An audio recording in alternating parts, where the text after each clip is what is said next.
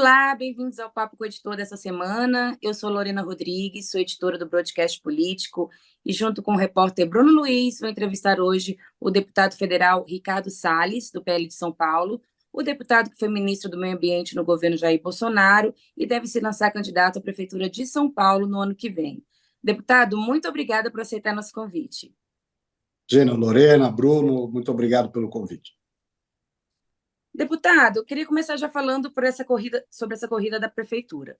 O senhor vem se lançando como um nome, né, que pode disputar no ano que vem a prefeitura da capital paulista e deve disputar não só o eleitorado, como apoio político com o atual prefeito, Ricardo Nunes, do MDB.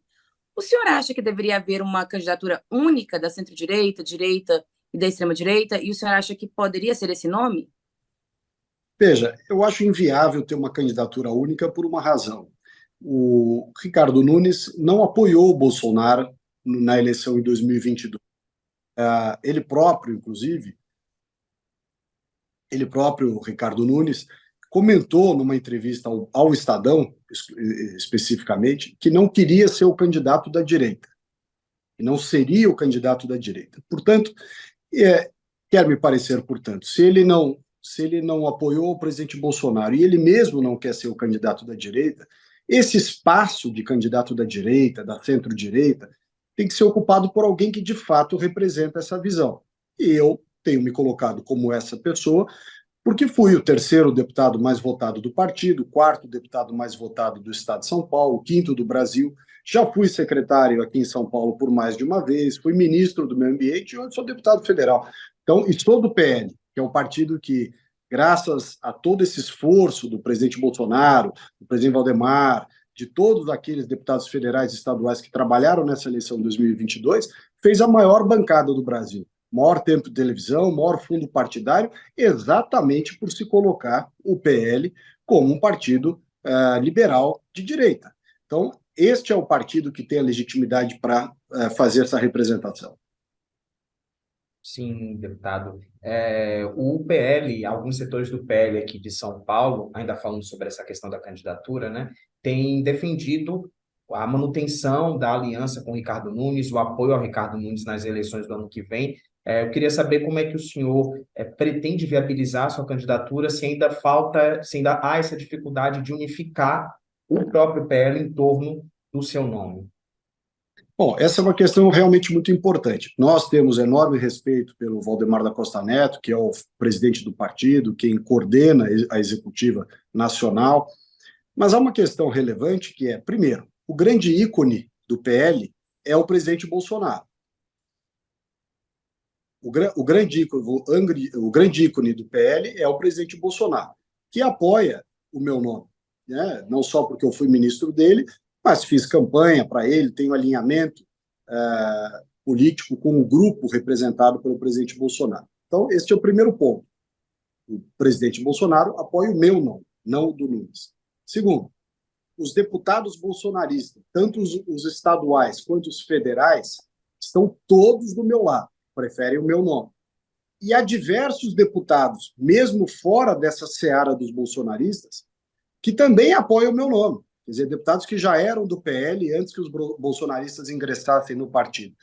Então, há, sim, muito apoio ao meu nome no PL, sempre também respaldado nesta visão de que o maior partido que emergiu dessas eleições não pode ser um partido coadjuvante a uma administração pública desconhecida, mal avaliada por quem conhece, que já as pesquisas da Paraná Pesquisa já mostraram que com o apoio do Bolsonaro ele está 7 pontos atrás de mim na eleição, quer dizer, nessa pesquisa de opinião. Portanto, não faz o menor sentido, né? Quer dizer, acho que tem sim espaço para debater, para discutir, ninguém quer impor nada, mas a lógica, né, de um partido que quer se afirmar, se colocar como partido da centro-direita no Brasil, não pode, na primeira oportunidade que tem pela frente, apoiar um candidato que não corresponde a essa linha de posicionamento.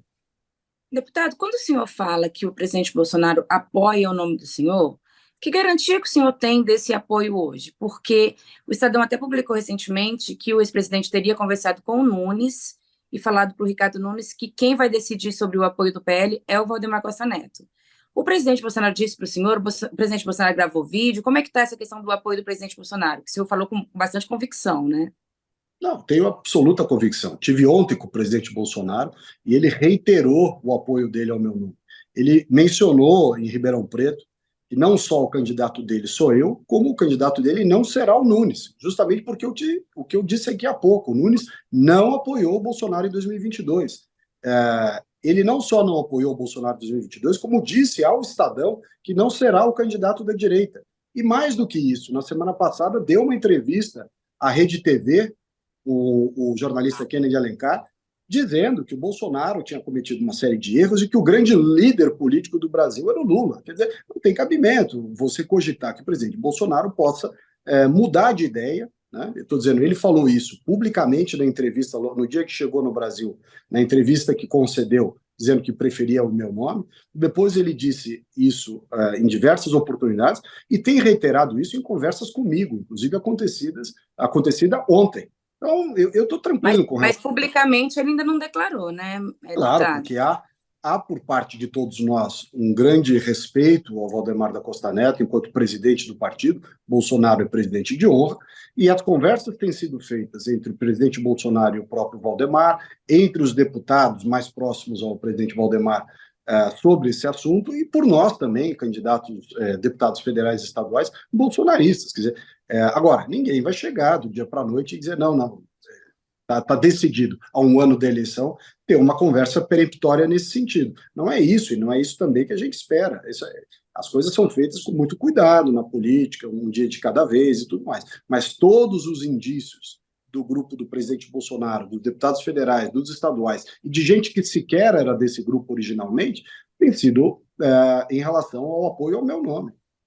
Deputado, o senhor tem falado muito no Bolsonaro, né, na ala bolsonarista do partido, parece que tem se fiado muito nessa parcela, mas tem uma outra ala do partido que não é tão ligada ao bolsonarismo, né, que é uma ala mais pragmática do partido, vamos dizer assim, menos ideologizada.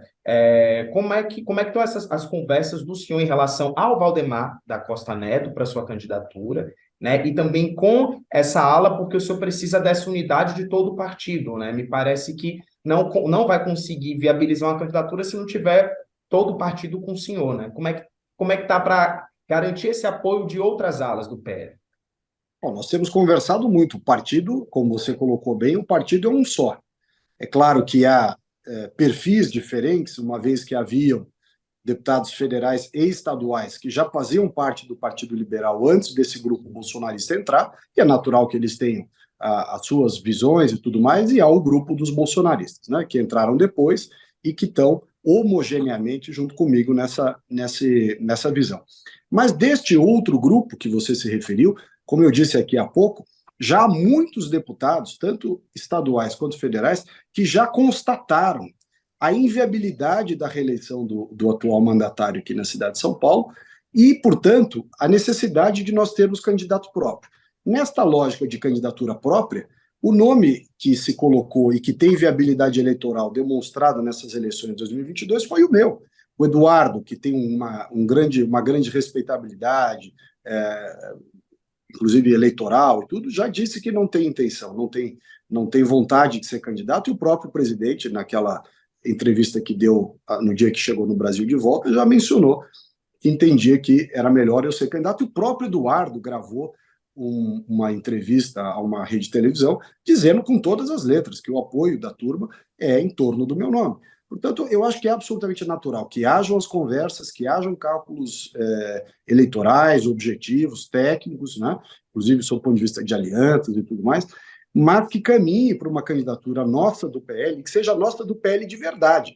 Também não adianta você colocar um outsider nos 45 do segundo tempo e dizer, pronto, temos uma alternativa do PL. Não, no PL estamos nós, que disputamos a eleição em 2022, lutamos pela candidatura do Bolsonaro, do Tarcísio, do Marcos Pontes, e de todos os federais e estaduais aqui no estado de São Paulo, do PL. Deputado, o senhor falou várias vezes o nome do ex-presidente Jair Bolsonaro. Na semana passada, o ex-presidente foi alvo de uma operação da Polícia Federal que investiga se houve fraude no cartão de vacina dele. Inclusive, prendeu o ajudante de ordens dele, né, o Coronel Mário Silva, Mauricide, desculpa, foi um caso até revelado aqui pelo Broadcast Político em fevereiro. Além disso, também ele é alvo da investigação das joias, né, foi o presidente da Arábia Saudita. Eu queria saber como o senhor vê o envolvimento do presidente nesses dois casos e se o senhor avalia que isso pode atrapalhar de alguma forma o apoio do presidente à sua candidatura e a outras candidaturas, esse desgaste de imagem que ele vem sofrendo pode tornar o apoio dele tóxico? Veja, eu não acho que torna tóxico de jeito nenhum, ao contrário. O Bolsonaro tem sido tão perseguido e tão implacavelmente fustigado que até aqueles que eventualmente não tenham votado nele e tenham optado por votar no presidente Lula por alguma questão tal, estão começando a se condoer, dizendo, mas tem alguma coisa errada. Né? Não tem sentido você prender o ajudante de ordem e mais não sei quem por fatos acontecidos em dezembro. A lógica das prisões preventivas e tudo mais é evitar que a pessoa continue cometendo eventualmente os delitos. Se a pessoa não está mais no governo, já estava em outra posição, qual era o risco a justificar uma operação dessa magnitude? Segundo, o próprio presidente Bolsonaro não tinha interesse nenhum nessa história. Ele tinha passaporte diplomático e na qualidade de chefe de Estado, quando foi para os Estados Unidos, portanto, ele não precisava de cartão de vacina nenhum. A dona Michele foi vacinada, e a Laura, filha do presidente, tinha o atestado, pelas questões de saúde pessoal que ela tem, que dispensam, conforme a previsão de toda a comunidade médica, de ser vacinada. Portanto, nenhuma dessas hipóteses suscitadas na investigação aproveitava em alguma forma o presidente, ele não tinha nenhum interesse nisso. Então, se houve alguma coisa errada, se houve de fato essa fraude, e inclusive foi há 5 meses atrás, se elas tiverem de fato acontecido, a investigação vai mostrar, são coisas totalmente atemporais do ponto de vista do momento presente. Não tem sentido você fazer uma operação policial na casa do ex-presidente da República para recolher o celular do ex-presidente da República por causa de uma suposta fraude que teria sido feita por outros e há 5 meses atrás. Isso só mostra para a sociedade brasileira que está havendo, com relação ao presidente Bolsonaro e a todos os bolsonaristas, um desequilíbrio a respeito dessas garantias fundamentais, de ampla defesa, contraditório, devido processo legal e tudo mais. Isso só fica demonstrado nessa operação. O senhor acha que o ajudante de ordens do ex-presidente Jair Bolsonaro teria entrado no cartão de vacinas dele para colocar que ele foi vacinado, que a filha dele foi vacinada, sem que essa informação fosse de conhecimento do ex-presidente? Olha, pela narrativa que está na imprensa, eu não li o inquérito, não quero emitir opiniões assim categóricas. Mas pelo que está na imprensa, se for verdade o que a gente está lendo, o único que tinha interesse em ter um cartão de vacina para poder entrar a si próprio e a sua família era o ajudante de ordens, porque o presidente não precisava de cartão de vacinação para entrar. Ele entrou com o passaporte diplomático de presidente da República, que o dispensa de qualquer tipo de comprovação. A dona Michele estava vacinada. E a Laura, filha do presidente, também estava dispensada da vacinação em razão do seu atestado médico, das suas condições pessoais. Portanto, que lógica tem neste fato de dizer que o presidente, de alguma forma, organizou, preparou ou ajudou a ter uma atividade que não beneficiava em nada? O ex-presidente Bolsonaro, ele perdeu aqui em São Paulo, na capital, em primeiro e segundo turno para o presidente Lula, né? O Lula, inclusive, deve apoiar a candidatura do Guilherme Boulos. O senhor, enquanto um candidato a prefeito da cidade, por que se arvora tanto no apoio de alguém que perdeu aqui na cidade? O senhor acha que esse apoio é tão efetivo para a sua candidatura? Veja, primeiro por uma questão de coerência. Eu sou ex-ministro do Bolsonaro, fui eleito deputado ao lado do Bolsonaro e continuo ao lado do Bolsonaro. Em nenhum momento, acho que uma das coisas mais graves e feias na política é a ingratidão, né? Você virar as costas para quem o elegeu, para quem o ajudou. Seja, neste caso específico, porque, de fato, nós somos o grupo da centro-direita, dos liberais, dos conservadores, e o grande ícone deste grupo é o presidente Bolsonaro, portanto, não tem nenhum motivo para eu deixar de mencioná-lo ou de citá-lo. Ele é o nosso líder, ponto final. As pessoas podem criticá-lo, ele pode até, como você citou, ter perdido na capital, mas eu lembro aqui que outro candidato, também de direita, ganhou no primeiro turno, o João Dória. Então, não é bem assim que na capital não tem espaço para a direita, ou para os liberais, ou para os conservadores. É que as condições do ano de 2022 e logo depois da pandemia, em meio aos efeitos da guerra da Ucrânia e da Rússia, de um massacre midiático em cima do Bolsonaro e de todos os bolsonaristas, tenha tido um efeito contrário ao presidente Bolsonaro. Eu lembro que o governador Tarcísio também não ganhou na capital e o Marcos Pontes também não ganhou na capital. Agora, tanto o Tarcísio quanto o Marcos Pontes, assim como o próprio Bolsonaro, foram muito bem votados. Pode não ter ganho, mas foram muito bem votados. E se nós conseguirmos mostrar na eleição do ano que vem, e a proposta para a cidade de São Paulo, a visão de mundo, o respeito à lei e à ordem, a coisa pública, né? E não essa baderna que nós estamos assistindo aqui nessa cidade, são melhores para o eleitor, para o morador da cidade. Esta discussão de que a esquerda vai ganhar da direita, ela não se coloca. Não é esse o ponto. É como chegar às questões importantes para a cidade. Na saúde, no transporte, na habitação, né? Na questão, no tema das creches, em tudo. Quer dizer, como é que a centro-direita enxerga esses problemas e que tipo de soluções propõe, que são bastante distintas das visões da esquerda, que fizeram com que a nossa cidade chegasse na situação que está. Deputado, o senhor falou de não virar as costas para o Bolsonaro, né? O governador Tarcísio, que também foi ministro do Bolsonaro e é apoiador do ex-presidente, vem sendo cobrado por alguns bolsonaristas a ter uma posição mais bolsonarista, digamos assim. Estão achando que ele está muito meio termo. Qual que é a opinião do senhor sobre a postura do governador Tarcísio hoje em dia? Veja, você está ocupando um cargo no executivo no momento em que o governo federal está na mão do PT, é uma situação delicada. Tarcísio é governador de todos os paulistas. Ele é uma pessoa de fora de São Paulo, que o nosso estado o acolheu aqui, muito em razão do apoio do presidente Bolsonaro, ou majoritariamente em razão do apoio do presidente Bolsonaro no interior do estado, sobretudo. Então, evidentemente que é uma situação complexa para o governador Tarcísio também lidar com forças locais de um estado que ele ainda não conhece tão bem essas forças. Ele está sendo muito cuidadoso, e na minha opinião, de maneira muito prudente, em manter a institucionalidade do cargo, mas nos principais assuntos se colocar como, de fato, um bolsonarista se coloca. Claro que com o seu estilo pessoal, o Tarcísio sempre foi uma pessoa muito ponderada, muito discreta, mais técnico, menos ideológico. Esse é o perfil pessoal dele. Não estamos falando aqui de uma escolha política apenas, estamos falando de perfis pessoais, que são diferentes. As pessoas entre si são diferentes. E, portanto, essa diferença se espelha na maneira de se comportar.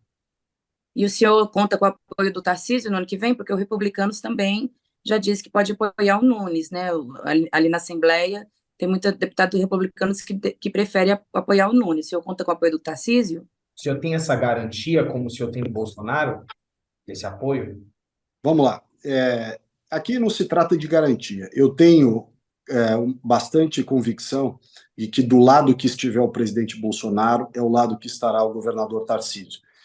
Exatamente como eu disse, há uma questão, desculpe aqui, há uma questão de gratidão, de coerência com o grupo que o elegeu, foram os bolsonaristas e o presidente Bolsonaro que elegeram o governador Tarcísio, mas mais do que isso, a própria visão de mundo que é representada pelo nosso grupo dos conservadores, dos liberais, ela é muito mais próxima com a visão do mundo do governador Tarcísio do que este grupo que está hoje na prefeitura e muito menos ainda com o grupo do Guilherme Boulos. Agora, o governador, como eu já disse aqui, ele está numa posição de mando no executivo que lhe obriga a lidar institucionalmente, de um lado, com o presidente Lula e o governo do PT, no nível federal, e de outro com a Prefeitura de São Paulo, que, inclusive, tem um papel fundamental na solução do problema que ela própria, a Prefeitura, não resolveu até hoje, que é o centro da cidade. Então, o problema do centro e da Cracolândia precisa de uma convivência, no mínimo, pacífica e organizada entre o ente federativo, município e o Estado. Sim. O senhor tem feito algumas críticas já aí durante a entrevista à gestão do Ricardo Nunes, né? Queria só que o senhor arrematasse um pouco de como é que vê essa gestão até agora e também saber se num eventual cenário de segundo turno na disputa, né, que o senhor ficasse de fora desse cenário, essa disputa fosse entre Nunes e Guilherme Boulos, se o senhor apoiaria o Nunes contra um candidato da esquerda, que é o Guilherme Boulos. Veja só, a cidade de São Paulo, já há muitos anos, isso não começou na gestão do Nunes, isso é uma história que vem de muitos anos. A cidade de São Paulo está sujeita, está submetida, está refém de diversos grupos de interesse que dominam essas áreas. Se você olhar o transporte coletivo, há um grupo que há muito tempo domina isso. Se você olhar o lixo, se você olhar creches, né? Se você olhar iluminação pública, asfalto e tudo mais, a cidade de São Paulo já há muitos anos sofre com a influência desses grupos de interesse que dominam essas áreas. E qual é o resultado prático disso? Você tem maus serviços para a cidade a preços altos. Não é à toa que o IPTU está lá nas alturas.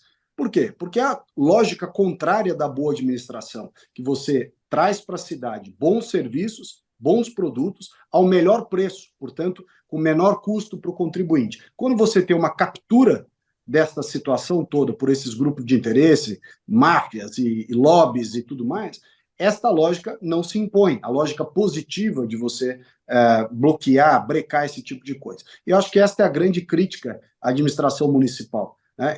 Ela não combate, ela não se impõe, ela não breca esta captura da máquina pública por esses grupos de interesse, esses lobbies e tudo mais. E a consequência disso é essa cidade que nós temos hoje. Suja, feia, mal cuidada, mal iluminada, mal conservada, perigosa, né? Transporte ruim, tudo ruim. Então, é o resultado deste problema. Ele está muito semelhante, se vocês assistirem o filme Tropa de Elite 2, vocês vão entender o que eu estou falando. Né? Eu acho que São Paulo precisa de um choque de civilidade no estilo do que foi feito em Nova York com o Rudolph Giuliani, na época do Tolerância Zero, nos anos 90. Nova York também estava dominada, Nova York também estava ruim, Nova York estava destruída por esse descaso administrativo, e Nova York renasceu, graças a uma visão muito parecida com essa que eu estou defendendo, que é da lei e da ordem, né, essa visão desse choque de tolerância zero contra as coisas erradas e contra o crime. Bom, esta é a visão que eu defendo. E as pesquisas demonstram que essa visão, aliada ao apoio do presidente Bolsonaro, me coloca, pelo menos por hora, no segundo turno, junto com o deputado Guilherme Boulos, meu colega lá da Câmara. Portanto, eu não vejo hipótese desta situação se alterar em favor da atual administração a ponto de eu ter que cogitar apoiá-lo. E tampouco cogito essa hipótese. Deputado, vamos voltar um pouquinho aqui para o cargo que o senhor está hoje, né? A gente está falando muito da prefeitura, mas o senhor é deputado federal. O senhor pretende ser relator da CPI do MST? O senhor acha que essa CPI vai para frente? E qual que é o seu objetivo com essa CPI? Bom, eu acho que vai para frente. O presidente Arthur Lira já leu o requerimento, portanto, agora ela vai ser instalada. Há um consenso entre os líderes partidários que o Coronel Zucco, deputado Tenente Coronel Zucco do Rio Grande do Sul, deve ser o presidente, para que eu seja o relator. Eu sou uma das pessoas que mais conhece esse assunto na Câmara do Deputado, portanto, natural que tenha havido esse consenso em torno do meu nome, apoiado, inclusive, pelo próprio presidente Arthur Lira. Agora, qual é a lógica desta comissão parlamentar de inquérito? É nós entendermos exatamente quais são os mecanismos, quais são os instrumentos financeiros, qual é a logística que tem permitido esse desrespeito à propriedade privada, esse ataque a um setor produtivo tão importante como o agro no Brasil, e o que está acontecendo, inclusive, na cidade de São Paulo com o MTST. A versão urbana do MST é o MTST do Boulos, é desrespeito à propriedade privada, é depredação de patrimônio público e privado. Né? Tem uma frase famosa lá do Boulos dizendo o que são as vidraças da Fiesp perto do que a Fiesp já fez de mal para esse país. Quer dizer, esse tipo de mentalidade, esse tipo de conduta é o que nós pretendemos identificar na CPI, porque ela é muito ruim para o nosso país. E não é à toa que diversas assembleias legislativas, Brasil afora, inclusive aqui em São Paulo, tem também tomado iniciativa de instalar nos seus respectivos estados semelhante conduta investigativa. Porque nós queremos saber quem é que está organizando, quem está pagando. Essas operações não são baratas. Quem está se omitindo perante esse tipo de atitude, né, que invade, que extorque, que coloca a criança na linha de frente e, portanto, desrespeita o Estatuto da Criança e do Adolescente. Enfim, tem uma série de ilegalidades que precisam ser apuradas, nesses casos todos de invasão de propriedade. E para terminar, deputado, falando um pouquinho agora da conjuntura nacional, né, governo Lula, a gestão do senhor à frente do Ministério do Meio Ambiente foi uma gestão marcada por algumas turbulências, por críticas. O presidente Lula tem sido hoje elogiado internacionalmente pela política ambiental do Brasil, né, os repasses para o Fundo Amazônia voltaram agora no governo. O Reino Unido, inclusive, anunciou esses repasses na semana passada. Eu queria saber como é que o senhor vê isso, né, essa diferença de tratamento da comunidade internacional nesse governo em relação ao governo do presidente Jair Bolsonaro, na sua gestão, e se o senhor acha que essa sua gestão à frente do Ministério do Meio Ambiente pode, de alguma forma, respingar na sua candidatura à Prefeitura de São Paulo.